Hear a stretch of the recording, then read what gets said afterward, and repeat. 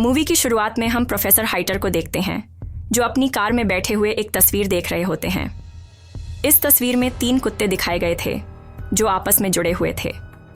इस दौरान एक ट्रक आकर रुकता है और ट्रक का ड्राइवर जंगल की तरफ टॉयलेट करने के लिए जाता है। प्रोफेसर हाइटर उसके पीछे जाता है और उस पर अपनी बंदूक तान देता है।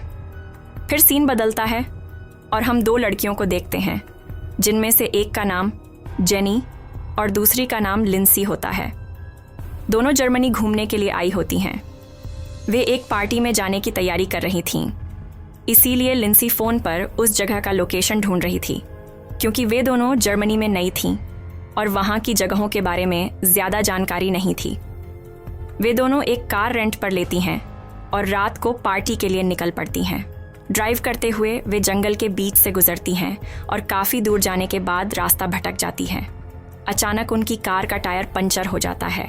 लिंसी तुरंत कार रिपेयरिंग सर्विस को कॉल करती है, लेकिन जंगल में फ़ोन पर सिग्नल नहीं मिल रहा था। वे दोनों इस बात को समझ जाती हैं कि वे एक सुनसान जगह पर फंस गई हैं, जहां दूर दूर तक कोई नहीं था। वे सोचती हैं कि कार में रहकर किसी मदद की उम्मीद करें, लेकिन कोई भी गाड़ी वहां से नहीं गुजरती। थोड़ी देर बाद एक गाड़ी वहां से गुजरती है और वे दोनों उससे मदद मांगने की कोशिश करती हैं। उस गाड़ी में एक बूढ़ा आदमी बैठा होता है, जो उन्हें देखकर अजीब इशारे करने लगता है। इससे वे दोनों डर जाती हैं और तुरंत अपनी कार के दरवाजे लॉक कर लेती हैं। बूढ़ा आदमी वहां से चला जाता है, लेकिन अब उनकी उम्मीदें कम हो जाती हैं। वे दोनों कार से उतरकर आसपास किसी घर की तलाश करने का फैसला करती हैं, ताकि वहां से किसी को मदद के लिए बुला सकें। कुछ दूर चलने के बाद उन्हें एक घर से रोशनी दिखती है और वे दोनों उस ओर बढ़ने लगती हैं। इस दौरान बारिश शुरू हो जाती है और दोनों भीग जाते हैं। वे जल्दी जल्दी उस घर तक पहुंचते हैं और दरवाज़ा खटखटाते हैं। दरवाज़ा प्रोफेसर हाइटर खोलता है। वे उसे अपनी समस्या बताते हैं कि उनकी कार का टायर पंचर हो गया है और वे मदद के लिए किसी को बुलाना चाहती हैं। प्रोफेसर उन्हें अंदर आने के लिए कहता है। वे दोनों थोड़ी हिचकिचाते हुए अंदर आती हैं और देखते हैं कि घर में अजीबोगरीब पेंटिंग्स लगी हुई हैं, जो काफ़ी डरावनी दिख रही थीं। इस पर वे दोनों थोड़ा असहज महसूस करती हैं। प्रोफेसर उनसे पूछता है कि क्या वे ट्रैवलर्स हैं। लिंसी जवाब देती है कि वे न्यूयॉर्क से हैं और जर्मनी में घूमने आई हैं। इसके बाद वे प्रोफेसर से कार रिपेयरिंग वालों को कॉल करने के लिए कहती हैं। प्रोफेसर उनकी बात को अनसुना करते हुए फिर से सवाल करता है कि क्या वे दोनों रिलेटिव्स हैं। इस पर वे कहती हैं कि नहीं, हम सिर्फ दोस्त हैं। इसके बाद प्रोफेसर उठकर उनके लिए पानी लाने किचन में जाता है। वह फ़ोन करने का नाटक भी करता है ताकि उन्हें कोई शक ना हो। प्रोफेसर किचन में जाते हुए उनके लिए पानी लाता है, लेकिन पानी में गुप्त रूप से ड्रग्स मिला देता है। लिंसी बिना शक किए पानी पी जाती है, लेकिन जेनी का ग्लास गलती से नीचे गिर जाता है। प्रोफेसर इस पर चिढ़ जाता है और उसे डांटने लगता है। फिर वह तौलिया लेने के बहाने बेसमेंट में जाता है, लेकिन वहां पहुंचकर वह एक इंजेक्शन तैयार करने लगता है। दूसरी तरफ लिंसी धीरे धीरे ड्रग्स के असर से बेहोश होने लगती है। जेनी को यह महसूस होते ही वह प्रोफेसर से फिर से फ़ोन करने के लिए कहती है, लेकिन प्रोफेसर उसे मना कर देता है। इसके बाद प्रोफेसर जल्दी से उसी इंजेक्शन को लेकर जेनी के पास आता है और उसके गर्दन में इंजेक्शन लगाकर उसे भी बेहोश कर देता है। जब दोनों को होश आता है तो वे खुद को प्रोफेसर के लैब में बंधा हुआ पाती हैं। वे घबराई हुई होती हैं और समझ नहीं पाती कि उनके साथ क्या हुआ है। वहाँ एक और आदमी बंधा हुआ होता है, जो वही ट्रक ड्राइवर था जिसे हमने शुरुआत में देखा था। तभी प्रोफेसर हाइटर वहाँ आता है और ट्रक ड्राइवर से कहता है, तुम फिट नहीं होते, और उसे जहर का इंजेक्शन लगाकर मार देता है। देखते ही देखते ट्रक ड्राइवर की मौत हो जाती है और लिंसी और जेनी और भी ज़्यादा डर जाती है कि उनके साथ आगे क्या होने वाला है। फिर इसके बाद प्रोफेसर हाइटर उस ट्रक ड्राइवर की डेड बॉडी को अपने गार्डन में दफना देता है। इसके तुरंत बाद हम देखते हैं कि प्रोफेसर एक और आदमी को बेहोश करके अपने लैब में लाता है और उसे उन दोनों लड़कियों के बगल के बेड पर लिटा देता है। प्रोफेसर अब एक सर्जिकल गाउन पहनकर उन तीनों के सामने आता है और खुद को इंट्रोड्यूस करता है। वह बताता है कि वह प्रोफेसर हाइटर है, जो पहले एक सर्जन था और उसका एक अजीब और खौफनाक प्रोफेशन था, जिंदा चीज़ों को ऑपरेशन के जरिए आपस में जोड़ना। उसने हाल ही में 3 कुत्तों को जोड़ने का सफल ऑपरेशन किया था और अब वह वही प्रक्रिया इंसानों पर भी आजमाना चाहता है, क्योंकि उनके स्किन टिश्यू आपस में मैच करते थे। इसके बाद प्रोफेसर तीनों को ऑपरेशन की डिटेल्स बताने लगता है। सबसे पहले वह उनके घुटनों के लिगामेंट्स को निकाल देगा ताकि वे कभी खड़े ना हो सकें। फिर वह सब्जेक्ट बी के मुंह को काटकर सब्जेक्ट ए के पीछे जोड़ देगा और सब्जेक्ट सी को सब्जेक्ट बी के पीछे। उनके हिप्स की स्किन हटाकर जबड़ों की स्किन वहां लगाएगा ताकि वे आपस में जुड़े रहें। इसके बाद जब सब्जेक्ट ए खाना खाएगा तो वह खाना मल बनकर सब्जेक्ट बी के मुंह में जाएगा और वहां से होते हुए सब्जेक्ट सी तक पहुंचेगा। यह पूरी प्रक्रिया बहुत ही घिनौनी थी और यह डॉक्टर का सबसे पागलपन भरा एक्सपेरिमेंट था जिसे वह पहली बार इंसानों पर आजमाने वाला था। इसके बाद प्रोफेसर सबसे पहले उस आदमी को एक इंजेक्शन देकर बेहोश कर देता है और फिर जेनी के पास जाकर उसे भी इंजेक्शन लगाने की कोशिश करता है। लेकिन तभी लिंसी अपने दांतों की मदद से रस्सियों को खोल लेती है और वहां से भाग जाती है। वह भागते हुए एक रूम में पहुंचकर दरवाजे को लॉक कर देती है।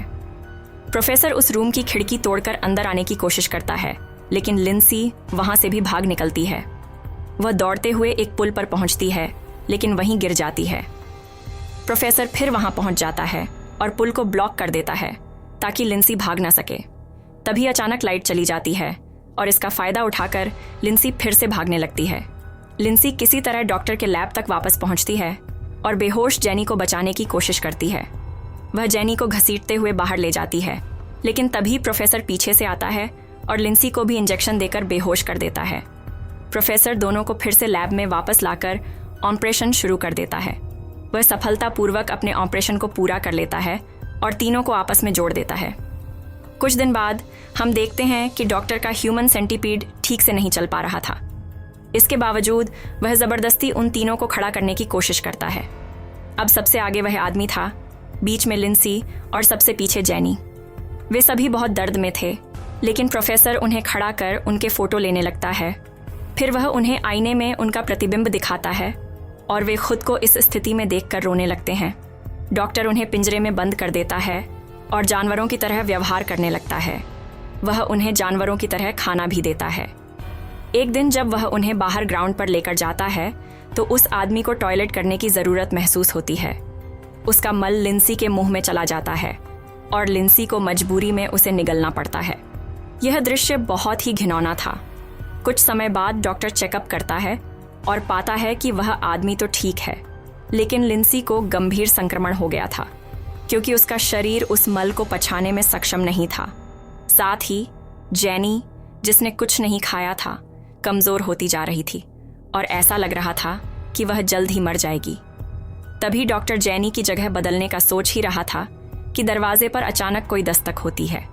वहाँ पुलिस ऑफिसर्स होते हैं जो जेनी और लिंसी को ढूंढने आए थे क्योंकि दोनों काफ़ी दिनों से लापता थीं और उनकी कार डॉक्टर के घर के पास ही मिली थी। प्रोफेसर हाइटर उन्हें बताता है कि वह एक डॉक्टर है और अपने काम में इतना व्यस्त रहता है कि उसे बाहर जाने का समय नहीं मिलता।